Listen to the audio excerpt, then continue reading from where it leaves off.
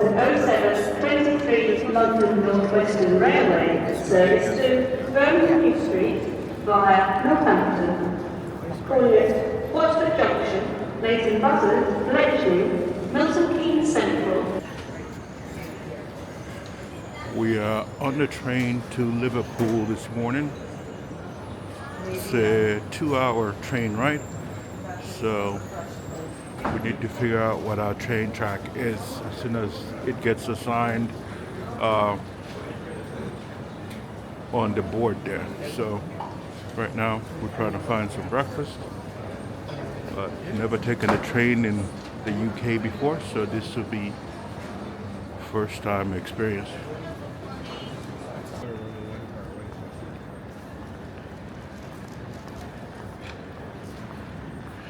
Wheel sorted. See it, say it, sorted. See it, say it, Sorted. sort it. That's what she said. Anyway, we are waiting for our train still. It hasn't been announced yet. It's Liverpool Lime Street. Announced it 4 minutes ago. I'm tired. I want to get on the train so I can sleep. Yes. Happy peppy guy. It's Liverpool Lime Street, as you can see there.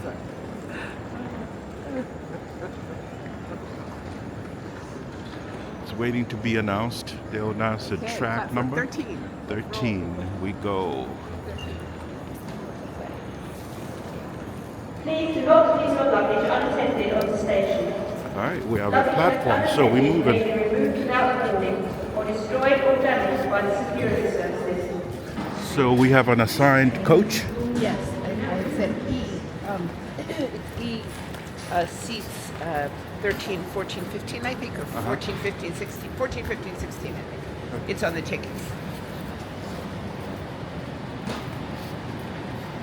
Coach E is what, about 4 or 5 down? Goes alphabetically. I don't know if this is A or I'm looking forward to this experience. I've been on a train in Poland, Italy, and where else have we been on a train? Japan, that's right. Never in the UK. The trains look pretty clean.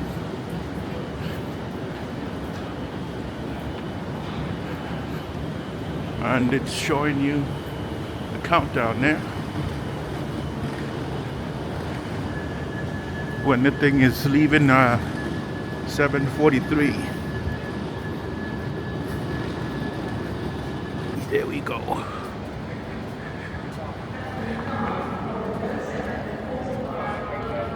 Ease hours. So in we go.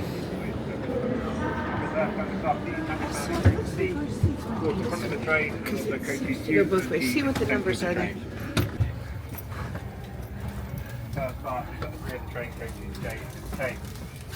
Please note, if you're a first class ticket holder on this service, I do apologise, there will be no active first class service this morning. This is due to a staff.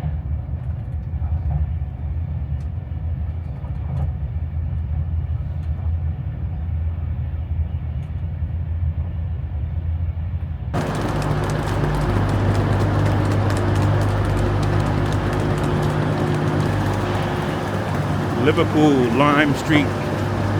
We have arrived. Making our way out of the station to the town.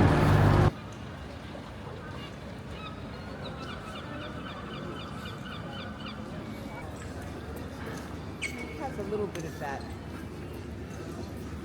Has a gritty sort of a tinge to it, but only a tinge.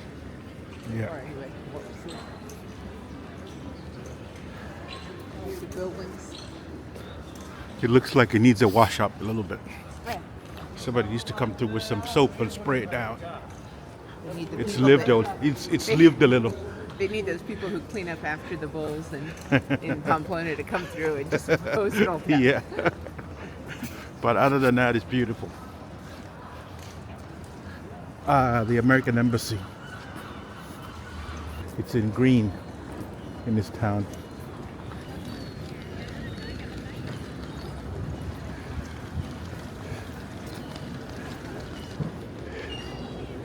guy with his pigeons.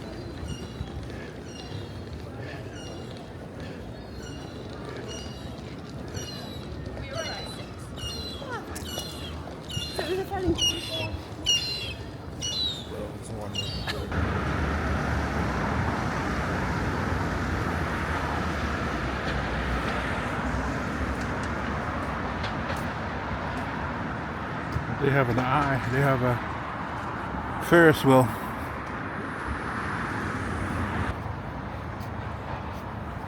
Dr. Martin Luther King Jr. building. Interesting.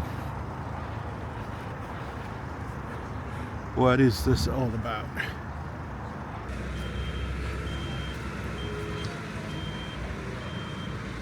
It's a museum. Yeah. It's a museum. Dr. Martin Luther King Jr. building.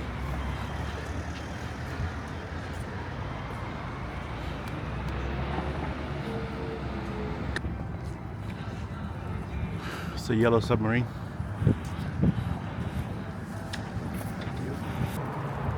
Well, it's still fresh. What did you think of the Beatles? I thought it was great. I learned a lot about the Beatles' history. I enjoyed it immensely. Yeah. I knew I was going to like it, but I didn't expect to love it, and I loved it. I really, really did. I learned so much about their music, so much about their history. I mean, you know, they came on the scene just, you know, days after I was born in October '63. But I remember growing up as a little girl, loving the Beatles, loving Ringo, just loving their music. And I was counting, figuring out, like, when must have that been? And it's sometime between 63 and 70, in the early 70s. So I was pretty little. Loved their stuff. Loved Yellow Submarine. Loved Eleanor Rigby. Loved a lot of. We're welcome to our lunch spot here. Loved a lot of their music, and just learned a lot about how they came to be, and, you know, really how incredibly young they were when it started, and how short their lifespan was as a band. Really short. So it was just fascinating. I loved it. If you're in London and you're a Beatles fan, make your way to Liverpool. It was a 2-hour train ride, not bad, and very comfortable. You pop out here, you're a 20-minute walk from this Beatles museum, and you know, there's a lot of Beatles stuff around here. This afternoon we're going on a magical mystery tour to some of the sites around Liverpool that are famous from the Beatles, and I think it's worth it. I really do. I mean, I'm not a huge Beatles fan, but I loved it. So think about it. Yeah. What did you think? It was very captivating, to tell you the truth. I don't like museums, and I don't like these tours where you go and you walk through, but this one was very captivating. Like, I pay attention the entire time I was in there, listening, watching, and then when the audio connected with an image and everything that was just being present in front of you, it was wonderful. I liked it. I didn't think I was going to like it that much, to tell you the truth. I was a bit surprised. But it was awesome, wonderful.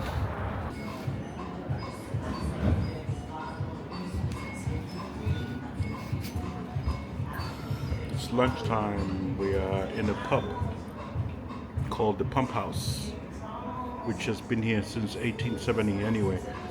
It's been here Got- since 18... Got some ale. I got their local brew, which is the Pump House something. 1878. It's been here since 1878. Okay, 1870. Well, that sign says 1878. Okay. Yeah. But, okay, the 1870s. We'll go with that. It's a long time ago. And Pam has got a. I got the darker. I get the half pints. I don't do the whole pints, not in the daytime. But I got a half pint of I'll tell you what I got in a second because I took a picture of it, of Swampy Premium Red Ale, Premium Ruby Ale, Swampy, and Oscar got the Pump House Pale Ale. And the menu looks great. It's a lighter of the two beers. The Pump House Ale. I tried it. I tried what she got, but I like the flavors out of this one, even though it's lighter. But ordered a butternut squash soup, and there's a mushroom risotto, and No, you got a seafood risotto. seafood risotto. Sorry, seafood risotto. And I ordered their vintage mac and cheese made with like hundreds of years old cheddar and a side salad. So because it's cold, I ordered the soup too because it's cold. It's been cold. It's been cold like every day since we've been here. I mean, in Europe, every day since we've been in Europe, it's been cold. But it's that time of year, so we're not really complaining. We're just taking note of it, and so we've needed warm, hearty type food.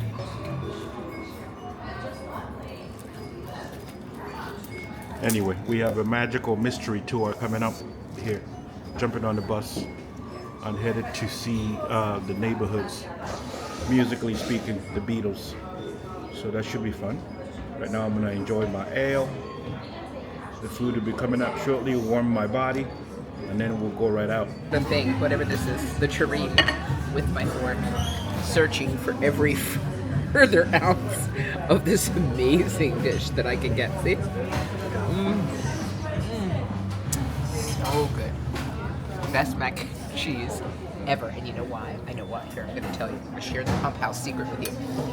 It is made with 1833 Barber's vintage cheddar. This is the best mac and cheese I've ever had in my entire life. So good. I wouldn't pick this up and lick it, except like there are people around and we're in public. Unbelievable. Oscar's been laughing at me. I'm sitting here watching her scrape the bottom of that little pan with a fork for every little ounce of cheese and every morsel that's left down there. She's like scraping. I'm like, what are you doing? You want to eat the plate? I offered to cover her, shield her so she can lick the bowl. So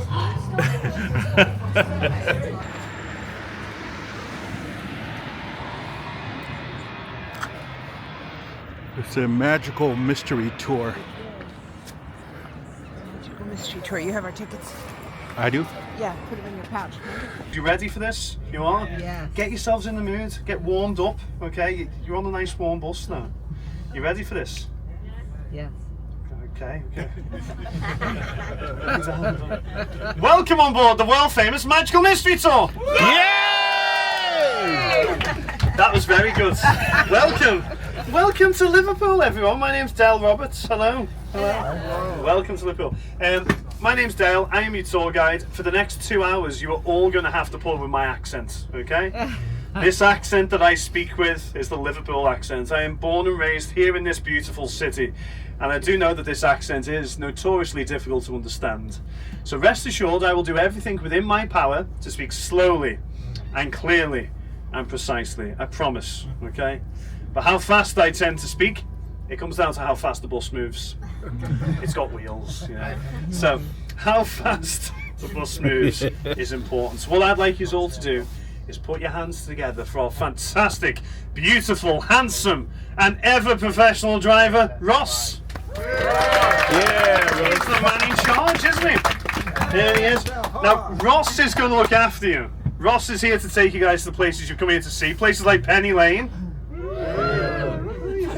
Half the bus have heard of Penny Lane. That's good. We're going to go to Strawberry Field. Yeah. That's a bit better. Okay. Yeah. We're also going to visit Arnold Grove. I'm going to forgive you all for never hearing of Arnold Grove before, but it's George Harrison's birthplace, so we're going to take you there. That's exciting. We're also going to take you to Paul McCartney's childhood home. It's considered to be the most important house in the history of modern music.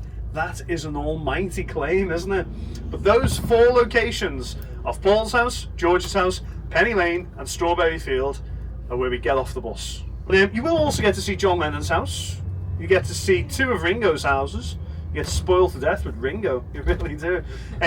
You'll see where the lads met, where they were educated, where they grew up, and then in roughly 2 hours' time, the tour will end at the most famous club in the world, the Cavern Club. So no one cheer. Okay. If you don't cheer for the pub, there's a problem. Okay. That's the inside tour explained. Okay. Has anyone heard of Toxteth? You must be massive big Beatle fans if you've heard of Toxteth, because that's why Toxteth is famous, isn't it? Isn't it? In 1960, a man called Bill Harry set up a magazine in Liverpool, and the magazine was called the Merseybeat magazine.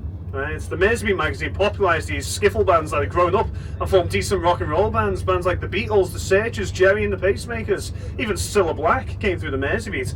And the Merseybeat changed the world because the Merseybeat laid the foundations for another musical movement called the British Invasion period of pop, where British bands led by the Merseybeat, led by the Beatles, went over and dominated the US pop charts. And it changed the world forever. Guys, something that fills me full of pride is that it can all be traced back to that River Mersey. Think about it, transatlantic trade, the skiffle boom, the Merseybeat. My job is showing you all how beautiful the city of Liverpool is and showing you all how the Beatles connect to this city. Can I try and do that for us all today? Yes. Fantastic. Okay. Well, by the end of the tour, I will ask you all a question, and that question is, what do you think of Liverpool? And there is a right answer to that question, just so you know. There's also a wrong answer, but you're not going to say the wrong answer. Not on this bus. Ross deals with all of the wrong answers, by the way, and he deals with it at the end of every year. And I'll be honest with you, he just got to the end of punishing all the people who got to the wrong answer. Just the end of 2023, he was disgusting, the punishment. He got them all together on a bus, right? I can't believe he done this, Ross. Got them all together on a bus and drove them all far, far, far away to a place called Manchester. It's horrible punishment. And he left them there. It was awful. I believe he gives them tickets as well to Manchester United home games. It's horrible. Gotta get me football in, I've got. Guys, look at this street on your left. This street here has nothing to do with the Beatles. But, sorry, you're wondering where this is going, aren't you? That was the film set of Peaky Blinders on your left hand side. If anyone watched Peaky Blinders, this was Garrison Street. So this was a film set for 4 years while they filmed Peaky Blinders. That's where Tommy Shelby lives. Anyone who watched Peaky Blinders, that's quite a big deal. You know, it might look a little bit familiar, who knows? But I've got to point out a film set if we pass it. It's a good rule to have, isn't it, I think? But I think the street that you may actually be looking for is here on your left hand side. This is Madron Street, and as we look down Madron Street, you can see the white car, little van, teal car, and then a silver car. Can we see the silver car? Yeah? That's where Ringo was born. Not in the silver car, in the house next to it on the left. In fact, its front window is open, isn't it? You can kind of see it there. That's the birthplace of Ringo Starr. He spent the first 5 years of his life in that house just there. He didn't have a good time there. He was very sick when he was in that house. He spent most of his time in hospital, actually. And his mother Elsie was going for a divorce. She was separated from Ringo's dad. So she was miserable and depressed. It's a happy story, isn't it? Yeah. She moved when Ringo was 5. And where did they move to? They moved to the other side of the street.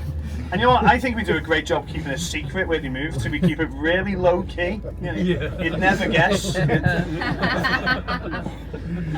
I think she had this thought in mind. How handy is it to move to the other side of the street? It's unbelievable. As we look down Admiral Grove, we are looking for the White House with the pink pipe and the pink windowsill. Halfway down the street on the right hand side, the third purple wheelie bin on the right. Okay, that's where Ringo Starr moved to. That's where he had all of his happy memories in Liverpool. But he also had many happy memories in the pub at the top end of the street. This pub, especially the front window. There's a sign, isn't it? This building appeared on the sleeve of Ringo Starr's first solo album. It was called Sentimental Journey. He used to go in this pub and watch his mother Elsie playing the piano in the front room, and her favourite song to play was Doris Day's Sentimental Journey. So when he released an album, there's a big picture of the Emperor's Pub on the front cover. It was a tribute to his mum. It's a beautiful lad, isn't it? John Coleshaw came along 2 years ago and he gave the pub a makeover, and what a great job he's done of it. But we've seen 2 Ringo Starr houses, a pub, a gigantic piece of art, and come up here on the left is Ringo Starr's old primary school. Guys, with all these things of significance to Ringo on one little road, it should be no surprise as to why we call this road Ringo Land. This is Ringo Land. This is the town where he was born. There's a song in that, isn't there? Isn't there? Okay, I'm going to have to level with you right now. You all chose today to get on the bus that's got rainbows and stars all over the side of it. It's all multicoloured. Did you not expect this to be cheesy? I hate cheesy. I'm cheesy bound. We're going to drive round Ringo Land singing Yellow Submarine. Is that a good idea, everyone? No. Is that a good idea, everyone? That's better. I'm going to ask. Has anyone actually got Ringo as the favourite Beatle, though? Show of hands who's got Ringo as the favourite. Anyone? Ross, we've got one. One. Are you going to lead the singing to Yellow Summer? One? That's all right numbers, that, Ross. For me, that's good. I'll take that. I know, Ross. We'll let her off. She seems alright. Let's end us all singing along Yellow Submarine.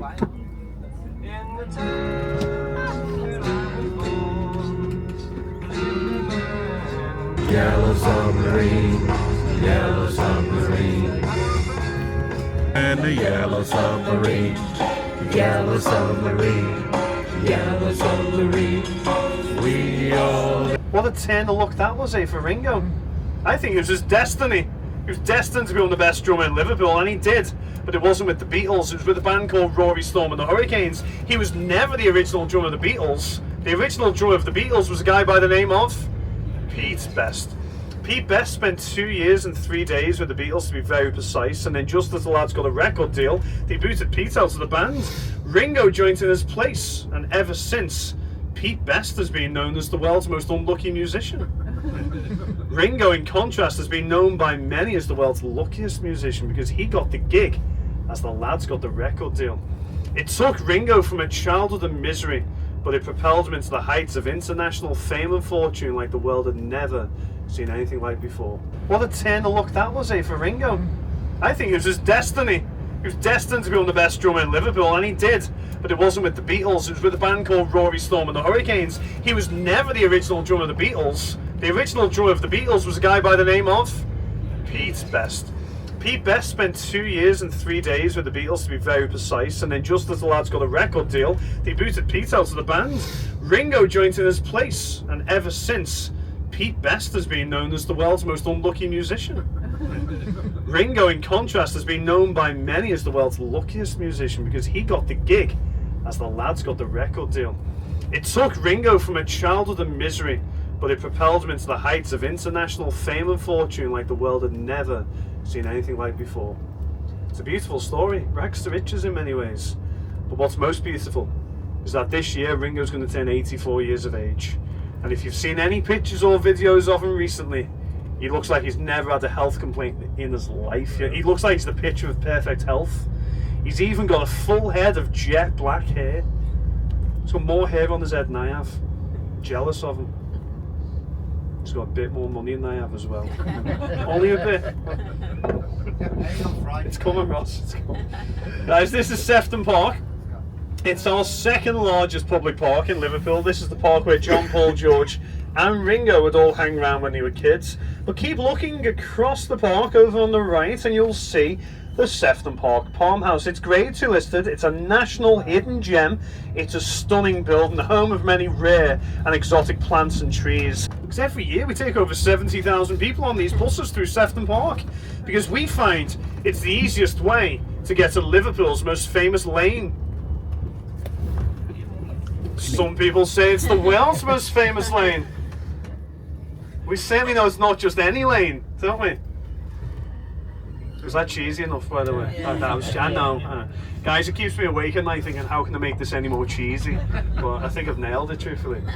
I can still make it cheesy, you know. I'm sure I can make it cheesier with a little help from my friends. Yeah. Ross, I'm wasted here, mate. Go on, mate. I'm going. Penny Lane, here we are. This is Penny Lane. We've made it. Penny Lane in all of its glory. What we're going to do here is we're going to get off and take pictures with the Penny Lane street signs. You can then go away, put those pictures on the internet and prove to your mates that you're doing something with your lives. I know I'm late. But I'm just going to say before you start getting off the bus, watch out for the cars and the traffic, okay? We're going to take our pictures with those signs just behind us, but the cars are going to fly around the corner, so stay on the pavement, stay on the sidewalk, the footpath, whatever you want to call it. Just do not stand in the middle of the road because we don't want you getting hit by cars.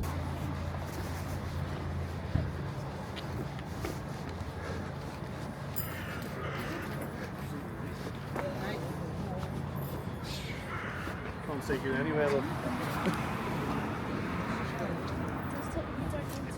Everything from the front to the top end, and I'll put yourself on the bus, okay? So get your pictures. Penny Lane. Oh, Penny Lane. Penny Lane. Na, na, na, na, na, na, na, na. I don't know the words. Are they all over the place, huh?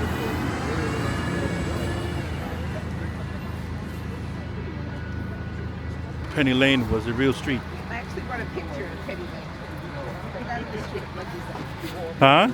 I said I actually want a picture of like the street Yeah. too, but past the bus. Penny Lane.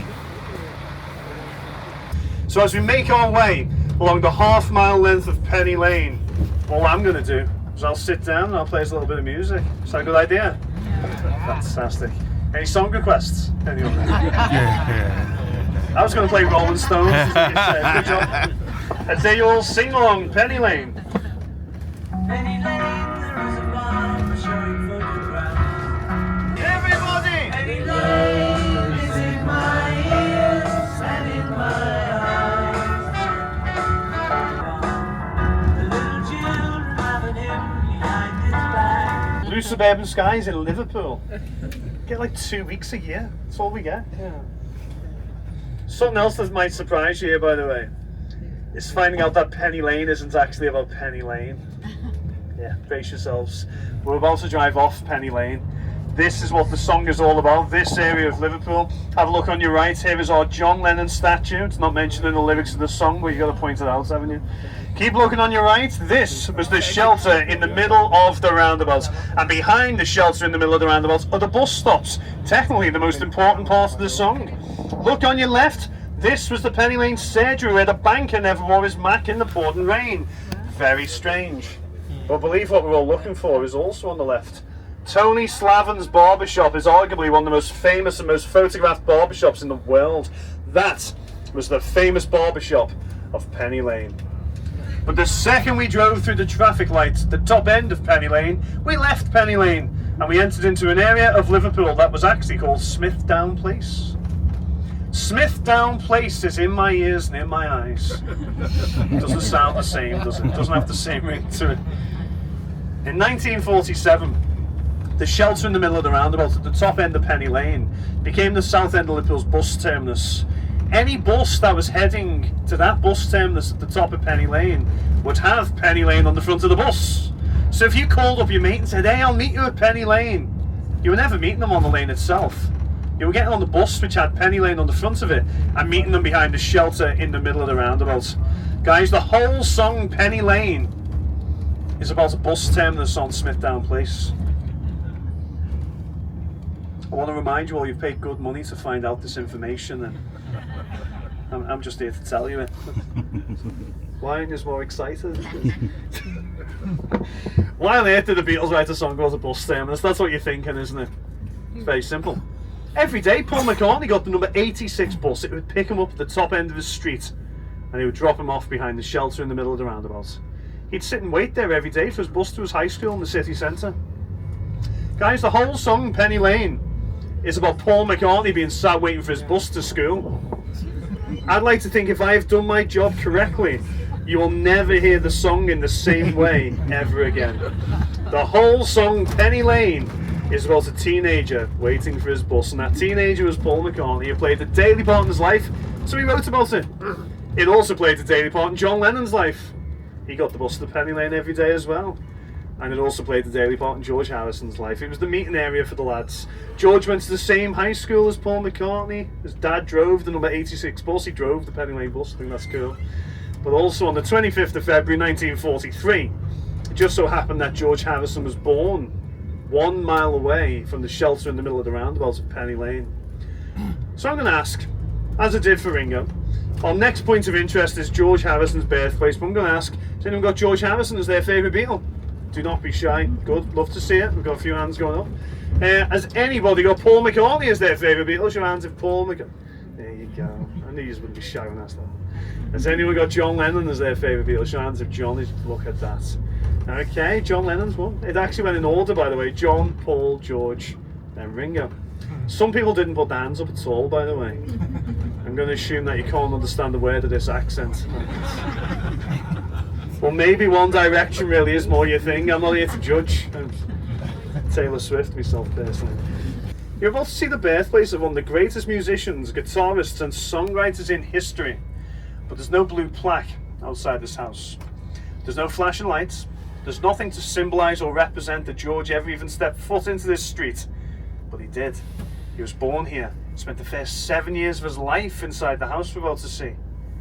course, he would grow up and become the world famous Beatle, buying an estate of land called Friar Park, hundreds of acres of land, and he'd become a very keen gardener. He was so keen of a gardener that was his occupation, by the way. When his passport arrived, he put gardener, not musician. That's how he wants to be remembered. Eventually, he passed away in November of 2001 of cancer in the United States of America. But in a moment's time, we're going to get off the bus and see the birthplace of George Harrison, the world famous gardener. And the reason why I say this is the house we're about to see doesn't have a garden. When George was born here, it had a 1 foot by 3 foot flower bed in the backyard next door to the outdoor toilet. I think this really serves as a reminder of how far the lad's travelled. This is a beautiful area of Liverpool. It is a working class suburb in the city. They don't have outdoor toilets now. It's indoor toilets, believe me. But we're going to get off here. Please show respect to the people who live here. You'll notice it's a private street. It says unadopted. So they do allow us to come here. It's very kind of them to do so. Keep the volume of noise down in the streets. Do not start tapping on the windows or trying to get in any house on the streets. There might be garden furniture on the street. Don't sit in the garden furniture.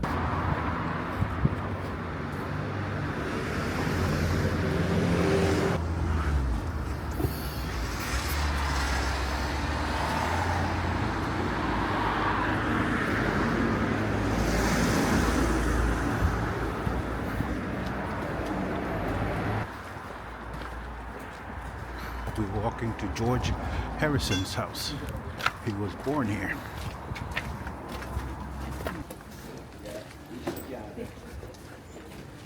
Whoa! Tell us about this house. Oh, please keep the volume down. Okay. Imagine me turning up to the street every hour and shouting all over. Drive you mad, wouldn't it? But this is the house from 12 Arnold Grove. As I said to you a moment ago, George only lived here for 7 years, so the length of time is not the most important thing. What is important, that's where George's life began, behind the front bedroom window. George Harrison never forgot Arnold Grove, by the way. And that's because he used the name Arnold Grove as his pseudonym for the rest of his life. Whenever George Harrison checked into a hotel, he didn't use his real name, he used his fake name, Mr. Arnold Grove. So I like telling people that, I think it's cool. What it means for you guys while you're here, take pictures of the house, with the house. Someone does live here, they're fine with us taking photos, we do so every hour. Take pictures of the street sign as well. But once we have our pictures, we can head straight back to the bus, okay? Well,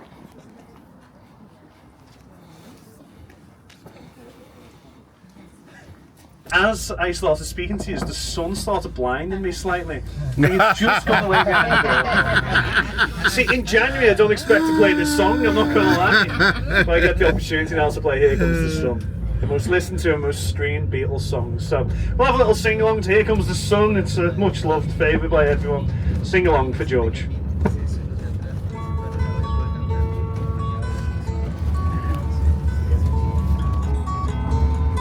Wall, but we're heading towards Walton Village, recently voted one of the nicest villages in the northwest of England. It's where John Lennon was brought up. But John had a very complex upbringing, to say the least, even if it wasn't as working class as it seemed. You see, John Lennon, he was born 9th of October 1940, and not long after he was born, his father Alf seemingly abandoned the family. You would assume from that moment on, he'd be brought up just with his mother, but it wasn't the case. You see, when John Lennon was 5 years of age, his mother Julia decided it was best that she didn't bring him up. Julia gave John to her older sister Mimi to bring him up instead. So John Lennon wasn't raised by his mum or his dad. He was raised by his Aunt Mimi and his Uncle George. But John Lennon wanted for nothing. John was well educated, well dressed, well looked after. But from studying the life of John Lennon, the one thing I think is quite obvious is that John Lennon wanted to feel wanted. That's what I've tended to gather with things I've read, But even though John felt abandoned, it's also important to remember his mother didn't actually abandon him. Can you see how complex this is? His mother bought him his first guitar, taught him how to play it. She was the one who encouraged him to set up the Quarrymen. We owe everything to John Lennon's mother in so many ways. But John felt abandoned, and his mum, it's so complex. I'm going to tell us more about John Lennon's upbringing in a few moments' time. But the actual reason why we're heading towards Walton Village isn't just to show you where John Lennon would hang around when growing up. We're heading here because it's the birthplace of the Beatles. On the 6th of July 1957, the Quarrymen played a gig on the back of a truck. This gig should have never have made the history books because John Lennon was 16 years of age when the Walton Village fete took place.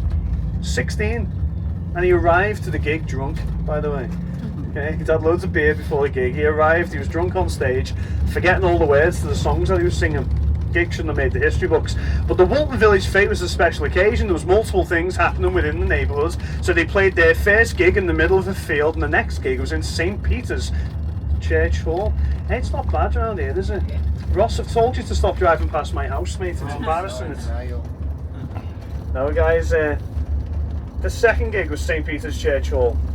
This is where things get interesting, because the lads went into the church hall to get set up for the grand dance before their next gig in the evening time. But while they were sat in the church hall, one of John Lennon's best friends called Ivan Vaughan walked into the room. You've probably never heard of Ivan Vaughan before, and that's fine. But I view it as my responsibility to make sure his name is mentioned, because Ivan Vaughan walked into the room that day and shouted, "Hey John, do you mind if I bring a mate of mine in? He'd love to meet you. He's watched the whole of the first act. Can I bring him in? His name's Paul McCartney." So Paul was marched into St. Peter's Church Hall, and for the first time, John and Paul shook hands. John looked at Paul and said, "What did you think of the gig, mate?" Paul looked at John and said, "Well, it wasn't too bad," being cheeky to John. John said, "Do you think you can do any better?" All of a sudden, somebody handed Paul McCartney a guitar, and the first thing that Paul McCartney did is he tuned up the guitar. That impressed all of them because they couldn't do it themselves, including John at that point, yeah. Paul then flipped the guitar upside down. He's famously left-handed, isn't he? And he launched into a song called 20 Flight Rock by Eddie Cochran. Paul McCartney went on to say that that was his audition for the Beatles. But I personally love the way John Lennon put it. John Lennon said, "That was the day I met Paul. That was the day that it all started moving." And he was right. Yeah. Not long afterwards, Paul was invited to join the Quarrymen. The rest of the Quarrymen then started to leave the band, by the way. They went on to get proper jobs. They went on to say, I love that. But then, before long, George Harrison joined the band. And then, not long after that, John Lennon was invited into the Liverpool Art College in the city centre, and he met a new friend called Stuart Sutcliffe. Stuart became the bass player of the Beatles. Not long afterwards, he met a new man called Alan Williams. You might never have heard of him, but he was the first manager of the Beatles, and he got the lads some gigs in Hamburg in Germany. A bit far, wasn't it? But he got them the gigs anyway. And then they needed a drummer, so they got Pete Best in the band. There was 5 of them. They went off to Hamburg, and they played over 1,000 hours in Hamburg, more than they ever played in Liverpool. They played in Germany, just so you know that. But by the time they got back from Hamburg as a great little band, Stuart left the group. He'd stay behind in Hamburg. Then he started getting gigs in a little basement cellar in Liverpool called the Cavern Club. They went on to play the Cavern 292 times. Over a period of time, it spanned less than 2.5 years. They made their debut in the Cavern on the 9th of February 1961. And by the 9th of November 1961, a young man called Brian Epstein walked in, and he discovered the Beatles playing on stage. He contacted Alan, and Brian became the new manager of the Beatles. And then all of a sudden, 9th of February 1964, they were no longer playing in the dark, damp, dusty basement cellars of Liverpool, were they? They were playing on the Ed Sullivan Show in the United States of America to over 73 million people live. Guys, if you're not aware, that's a huge moment in history, by the way. The world changed overnight. You no longer turn on your television without seeing the Beatles. You couldn't turn on your radio without hearing the Beatles. With every new album, with every new song that the Beatles released, they changed how popular music was recorded, how it was produced, how it was received. They changed culture, popular culture. They changed fashion. They changed politics. They changed the world. But you know what? None of it would have happened if it wasn't for this little village in Liverpool. The world would be a very different place. So 2 teenage boys met each other on this road on our right-hand side. That's it. Every day teenage boys meet each other in this village of Liverpool, by the way. But these 2 teenage lads met each other on this road, and if they didn't meet each other, not a single one of us would be sat on this bus today, and the world would be a very different place. The world changed, and it was from the streets of Liverpool, from the church halls of our city. Get your phones and cameras ready quick, because what we're about to see is a real holy grail site in the history of modern music. We're about to see the birthplace of the Beatles. On the right-hand side, set behind the houses, there is an orange brick building. That is where John Lennon first met Paul McCartney on the 6th of July 1957.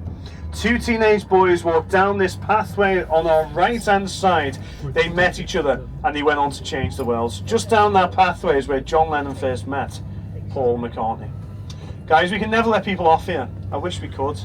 But we can't let people off, because if we did, they'd get straight off the bus and run straight into this graveyard on our left hand side and start searching for the gravestone of a lady called Eleanor Rigby.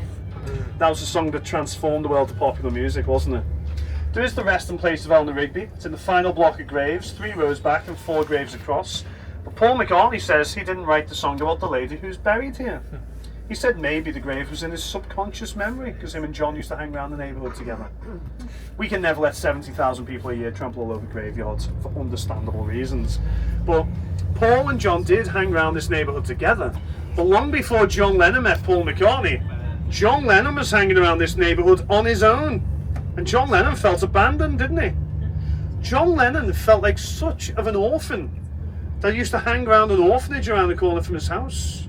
How tragic's that? It was also an old girls' orphanage, but beside the point.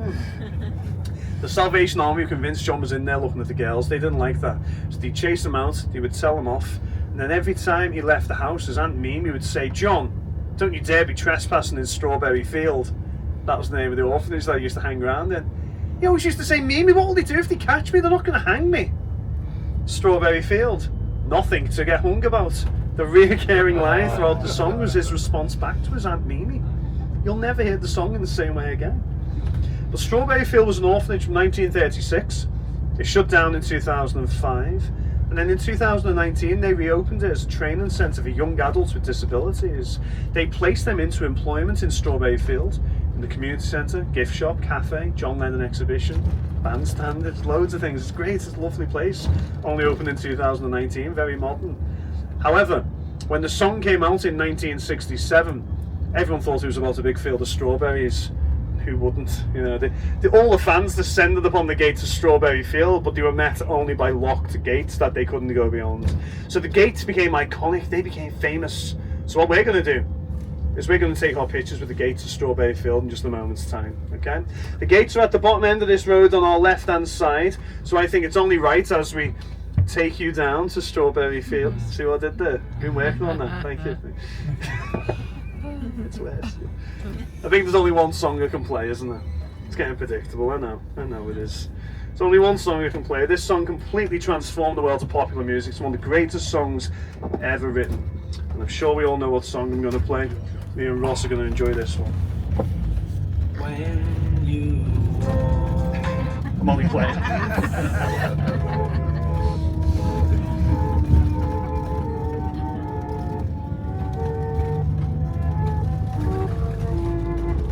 let me take you down, 'cause I'm going to.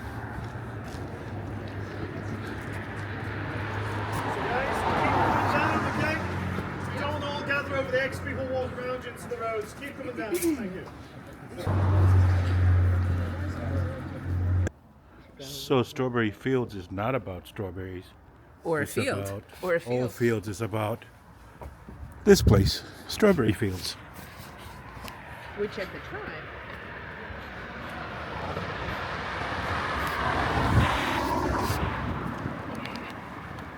Yeah, this is the road where John Lennon spent most of his life.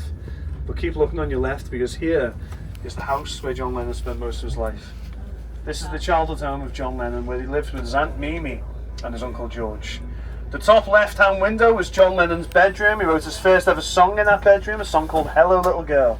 He also wrote a song called Please Please Me in that room, and that song started it all in this country. But the house isn't actually known for its musical significance, believe it or not. Even though John Lennon spent most of his life here, the house isn't known for its music, because John Lennon was banned from playing the guitar at home. Any time that his Aunt Mimi caught him playing the guitar in this house, she'd catch him and she'd say, "John, the guitar's all well and good, but you'll never make a living out of it." I think that's one of the greatest quotes in history, isn't it? "You'll never make a living out of it," to John Lennon. Yeah. How wrong she was. Of course, in 1964, Beatlemania struck on an international scale. Beatle fans day and night camped outside this house. And in 1965, there were so many screaming girls outside this house day and night, Mimi was forced out of it. She was a prisoner in her own home. She moved away, the house went into private ownership, until eventually Yoko Ono bought this house. Yoko bought the house and gifted it to the National Trust. These days it costs £35 to go inside this house on the National Trust tour. But the woman who undeniably played the biggest role in John Lennon's life was his mother Julia. She didn't abandon John. She bought him his first guitar, she taught him how to play it, she encouraged him to set up the Quarrymen. When John was a teenager, him and his mother were like best friends, by the way. They were inseparable. But when John Lennon was 17 years of age, one day his mother came around to the house to visit him and he wasn't home. She sat waiting for John to come back for 2 hours, and eventually she got fed up of waiting, so she left the house. Unfortunately, her bus stop was on the other side of the road. She stepped out into this road and was hit and killed by a car driving along this road at speed. I'm not telling us this story to make us sad, by the way. I'm telling us it because it was by far the single biggest thing to happen in the life of John Lennon, and it took place here on Menlove Avenue. John Lennon grew up to say that he lost his mother twice in his life. Once at the age of 5 when he was taken away from her to go and live with Mimi. But he lost her once again tragically at the age of 17 when she was taken away from him. He said he'd only just start again to know her again. So it might be up for debate how working class John Lennon's upbringing was. But it's not up for debate how difficult his upbringing was. John had a complex, difficult and confusing childhood. But if we're being very honest here, John had a complex, difficult and confusing life. Tragically cut short at the age of 40 when he was shot and killed outside the Dakota building in New York City. We're going to drive just around the corner to our next National Trust home, but we're going to sing along to Imagine.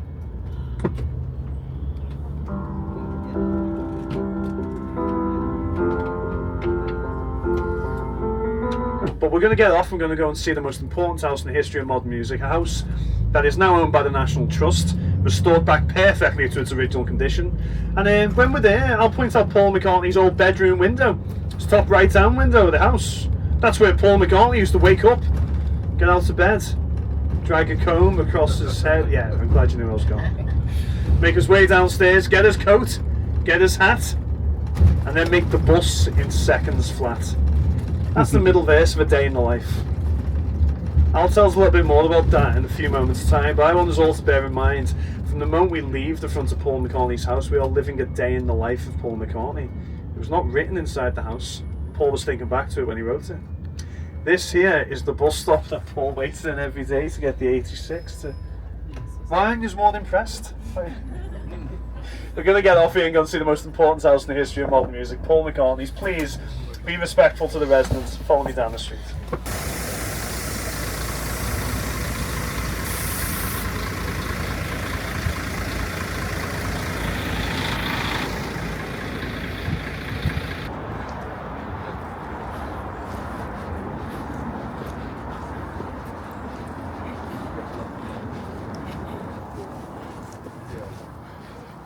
This is Paul McCartney's neighborhood, where he grew up.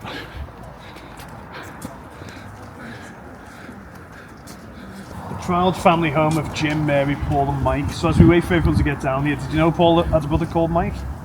Yeah, he had a brother called Mike. Mike in the 60s and 70s went by the name Mike McGeer, so he didn't piggyback off the back of his brother. And he was with a Liverpool band called The Scaffold. And The Scaffold had a #1 hit single of their own called Lily the Pink. So that means that both Jim and Mary's sons both had #1 hit singles. One of them had significantly more #1s than the other, but they both had #1s. And that should not be forgotten, because Mike plays a huge role in this house. Because when the National Trust acquired it, they consulted Mike about it. He took so many photos, he was a great photographer, took so many photos of this house inside the house that he managed to literally source back the original wallpaper. This house looks exactly as it did when Paul lived here all those years ago. And that's thanks to Mike. In 2022, trying to get me dates right now in my head, the years have changed. Mike came back to the house about 6 times in 1 year. He was doing loads of promotional work with the National Trust. And one of the times he was recording a podcast in this house. And for some mad reason, the National Trust asked me to be on the podcast with him. So it was me and Mike McCartney sat there talking all about the history of this house, you know. So I'm proud of that. And last time I saw Mike was only about 4 weeks ago. So it is quite cool. It's a cool place. It's a cool little job that I have as well. But top right hand window of the house was Paul's bedroom. That's what I was waiting to tell you. Yeah. He wrote his first song in that bedroom, a song called I Lost My Little Girl. He wrote that song not long after the death of his mother Mary, by the way. You see, not long after they moved into this house, Paul's mother Mary was diagnosed with breast cancer. She didn't survive much longer than the diagnosis, so she would pass away. Then Paul met John, and then John lost his mother. It's obvious what cements their relationship together, isn't it? The teenagers grieving their mothers at the same time. But some positive that came out of it, if any, was that Jim didn't want his lads being miserable at home. Put a piano in the front room, drum kit in the back room. He wanted it to be a house of music so the lads could be happy in the house. So he wrote loads of songs here. Len McCartney up to 50. You know, Paul McCartney said he wrote hundreds of songs here. But as I said, the songs inspired by this house, which I think are almost better, if not better, than anything written in here. For example, when Paul first moved in, him and his brother Mike kept on getting into fights all the time. And whenever they got into fights, Paul's mother Mary, in that first year of living in the house, come run up the stairs, run into the room, shout, lads, just let it be. I'm glad you knew where I was going with that. Years later, Paul had a dream of being back in this house, and that dream was of his mother Mary coming to him saying, let it be. It inspired one of the greatest songs in history. But if you ask the music historian what's the greatest song in history, apparently most of them will say A Day in the Life, because it was the main song on the Sgt. Pepper album. And Sgt. Pepper's Lonely Hearts Club Band is considered to be the greatest album in history. That middle verse of A Day in the Life, I woke up, fell out of bed, dragged a comb across my head. I mentioned it on the bus a moment ago. It's about Paul McCartney waking up in that bedroom, making his way downstairs, getting his coat, getting his hat, and then making the bus in seconds flat. In a moment's time, once you've taken your photos, we can go back up to that bus stop. But as we do make our way, think of that song, because it's the greatest song in history, on the greatest album in history, by the greatest band in history, by the greatest songwriting partnership in history. And one day Paul McCartney left this house and he went on to become the greatest songwriter, musician and composer of all time statistically. And we're about to live a day in the life of Paul McCartney. I think that's quite a big deal.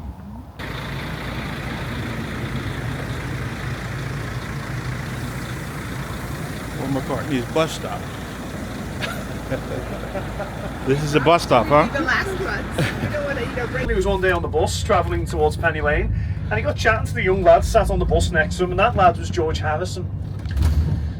This is exactly how and where Paul met George for the first time. And when I say how and where, I mean exactly how and where. They were driving along this little stretch of land on a bus. This is how Paul met George for the first time. That's significant, isn't it? On another occasion, John, Paul and George were all sat together on the top deck of the number 86 bus.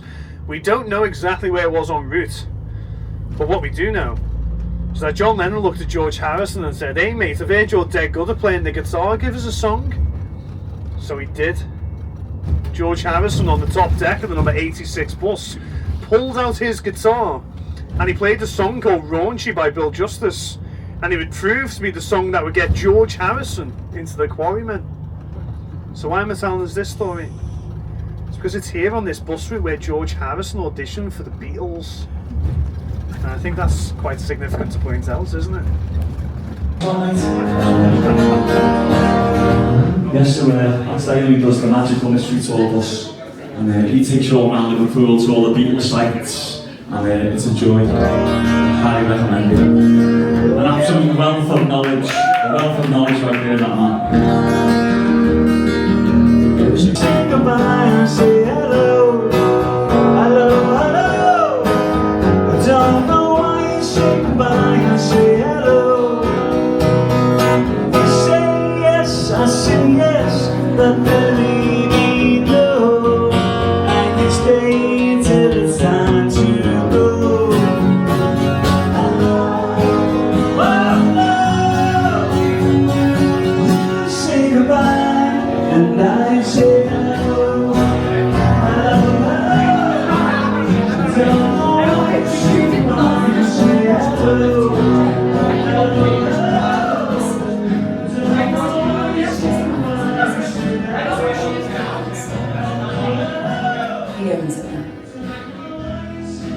Every day the club opens its doors to the world, to Beatles fans want to make the ultimate pilgrimage to the land of God, and to music fans keen to hear the latest songs, the boomers and the legendary singing. Program 0. Somerset, South Africa.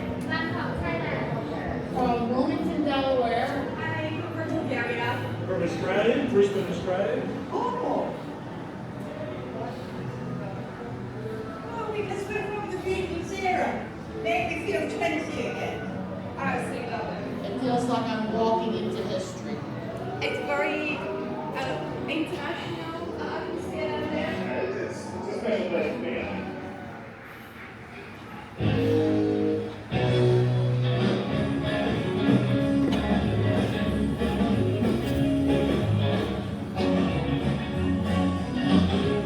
The Cabinet Course has to pay tribute to the Beatles.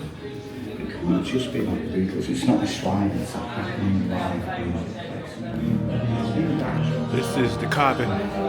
The Beatles used to play here. Okay, guys, so I've got a couple more songs to do for you. And then I'm going to play a few things from John Keats. Will be on straight after me.